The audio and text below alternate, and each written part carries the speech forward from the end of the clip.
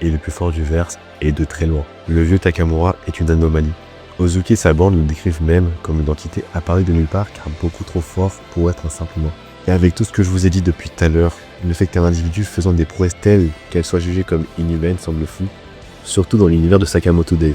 Toujours équipé de son arme de prédilection qui n'est d'autre qu'un katana, qui sert même de canne, Takamura est une véritable machine de guerre et au sens propre du terme. Il semble être prédisposé à tuer toute entité lui voulant du mal ou ayant une aura meurtrière, aussi petite soit-elle. D'ailleurs, petit fun fact, sa première apparition date du one-shot intitulé Garaku, qui est écrit du coup par Suzuki Yuto lui-même avant Sakamoto Days. Il est présenté comme un vieillard séné toujours accompagné de son sabre et semble exécuter toute personne lui apparaissant comme hostile. Jugez par vous-même, sa flux de stats, il est noté infini dans tous les domaines. Sa puissance est telle qu'il ne peut pas être noté dans la même catégorie que le reste de tous les assassins. Sakamoto ira dire lui-même qu'il est devenu encore beaucoup plus puissant que lors du temps où il était encore au sein de l'ordre.